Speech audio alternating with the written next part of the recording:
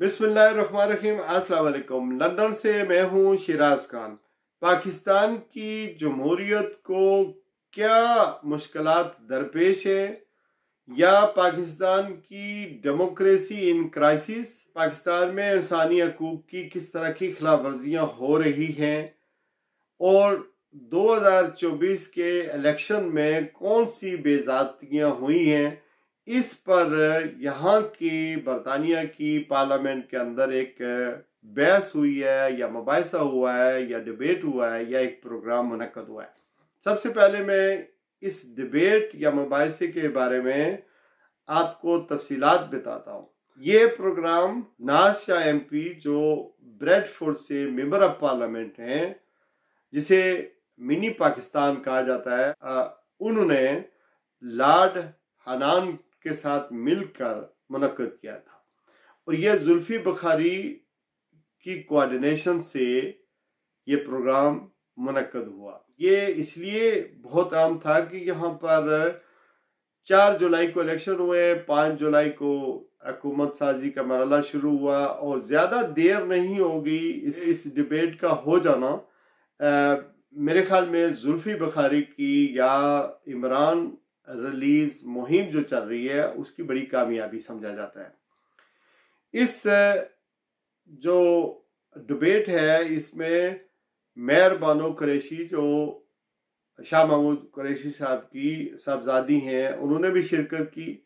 और टोरी पार्टी की जो साबका चेयरमैन है और मिनिस्टर भी रह चुकी हैं, baroness Sayeeda Warsi, home secretary Priti Patel ने भी इसमें शिरकत की। यहाँ पर मेयर बानो कुरैशी ने और दिगर जो मुकर्रीन थे, उन्होंने खिताब भी किया और बताया कि किस तरह इलेक्शन के अंदर बेज़ातियाँ हुई। मेयर बानो कुरैशी ने ये कहा कि उनकी जो कंस्टिट्यूएंसी थी, जो इलेक्शन का जो निशान है, इंतखाबी निशान, वो छीना गया, और किस तरह उनके भाई जैन कुरैशी को जूते का निशान अलाट किया गया, और किस तरह यानी हमें निशान जो इंतखाबी था हमारा, वो हर किसी को पार्टी के बजाय इंडिविजुअल दिया गया। और उसके बाद क्या हुआ, और इलेक्शन कमीशन ने क्या कुछ किया, जो कुछ पाकिस्तान में हम सुनते हैं, वो सारा उन्होंने यहाँ पर दोहराया कि किस तरह इलेक्शन रिग्ड हुए, किस तरह के मामलात हुए। इसी तरह जुल्फी बुखारी ने वहाँ पर जितनी भी पाकिस्तान में जिस तरह इंसानी हकूक़ की खिलाफ वर्जियाँ हो रही हैं, उस पर गुफ्तगू की। ये क्रॉस पार्टी सेनेटर कह दें, या आप हाउस ऑफ लॉर्ड्स, हम पाकिस्तान में उन्हें सेनेटर कहते हैं, लेकिन यहाँ पर हाउस ऑफ लॉर्ड्स के रुकन होते हैं। यहाँ पर हाउस ऑफ लॉर्ड्स होता है, वहाँ पर सेनेट होता है, सेनेट हाउस होता है। इसी तरह हाउस ऑफ कॉमन्स यहाँ की पार्लियामेंट में के जो मेंबरान हैं, उनको कहते हैं, और MP कहते हैं, और फिर जो पार्लियामेंट हाउस ऑफ कॉमन्स उसको कहते हैं, लेकिन पाकिस्तान में कौमी असम्बली कहते हैं। तो ये बेसिकली बुनियादी फ़र्क है। अच्छा, नाज शाह MP ने ये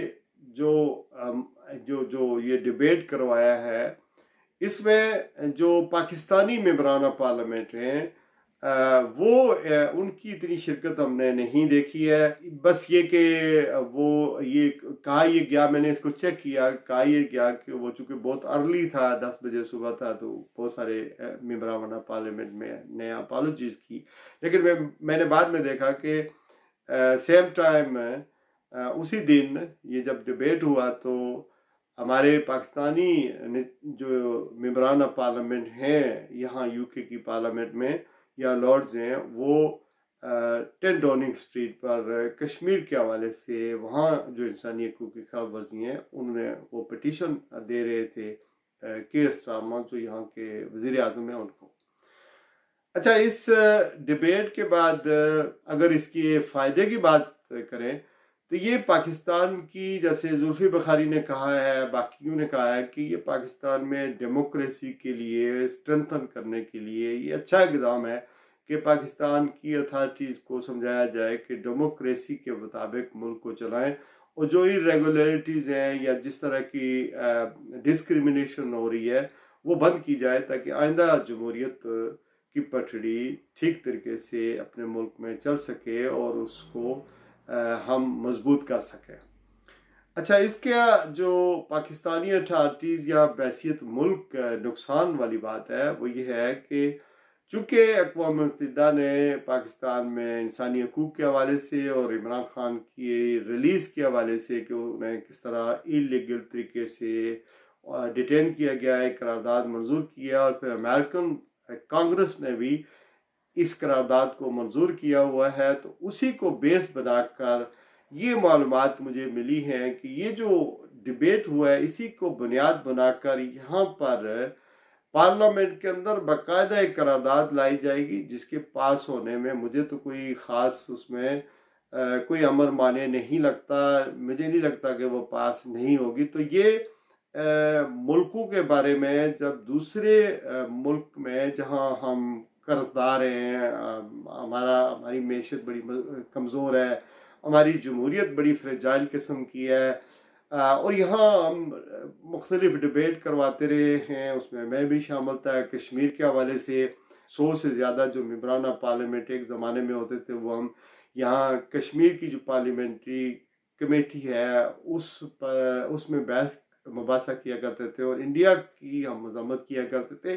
لیکن انڈیا کو اس وجہ سے فرق نہیں پڑتا تھا کہ وہ اس کی ایک بڑی جمہوریت ہے، اس کی اکانومی بڑی مضبوط ہے، لیکن ہمارے لیے یہ کوئی اچھا شگون نہیں ہے۔ ہونا تو یہ چاہیے کہ پاکستان میں